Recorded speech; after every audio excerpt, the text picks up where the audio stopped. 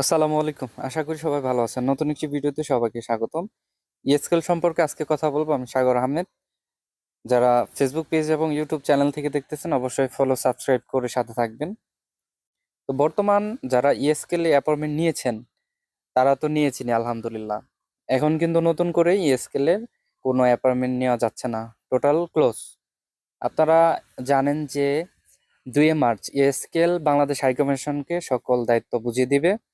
তো তার মানে আমি আগে থেকেও যারা পার্সোনালি নক করছেন বলছি যে যদি ফেব্রুয়ারির প্রথম দিকেও অ্যাপয়েন্টমেন্ট খালি থাকে তারপরেও ইএসকেলে অ্যাপয়েন্টমেন্ট নেওয়া বেটার অপশন হতো আপনাদের জন্য, কারণ ইএসকেলে ই পাসপোর্টটা খুব দ্রুতই পেয়ে যাচ্ছে সবাই।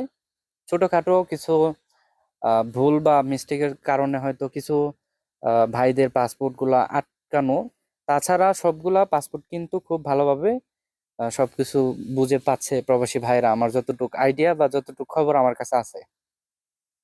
সো এই স্কেলে দেখেন, আমি যদি বুক অ্যাপয়েন্টমেন্টে যাই, এখানে সিলেক্ট সার্ভিস ই পাসপোর্ট,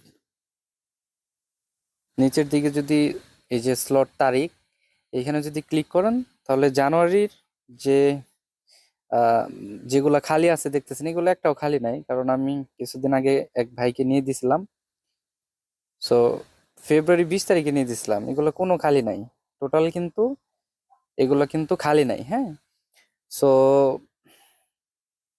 ফেব্রুয়ারি পরে কিন্তু এগুলো তো টোটালি মানে হবে না, এটা জানেনই আপনারা। কারণ আসলে বাংলাদেশ হাই কমিশন আমাদের জন্য কি সামনে রাখছে, খুব ভালো কিছু অথবা সেম কিছু অথবা খারাপ কিছু, ইনশাল্লাহ আশা করি সবসময় যে ভালো কিছু থাকুক এবং আমাদের প্রবাসী বা আমাদের জন্য ভালো এবং সহজ কোনো কিছু নিয়ে রেডি থাকুক, ইনশাল্লাহ এটাই চাই। সো যারা ইএসকেল এ অ্যাপয়েন্টমেন্ট নিতে চাচ্ছেন বা বলতেছেন, এটা কিন্তু টোটাল ক্লোজ হয়ে গেছে অলরেডি। যারা নিয়েছেন, যাদের পিডিএফ আছে তারা সকল কার্যক্রম করতে পারবেন, কোনো সমস্যা নেই, কিন্তু নতুন করে কোনো অ্যাপয়েন্টমেন্ট নিতে পারবেন না। ইএসকেল নামক এই কোম্পানিটা আসলেই থাকবে না। 2 মার্চে বাংলাদেশ হাইকমিশনের সকল দায়িত্ব বুঝিয়ে দেবে। এখন বাংলাদেশ হাইকমিশন পরবর্তীতে কি করবে সেটা বাংলাদেশ হাইকমিশন জানে।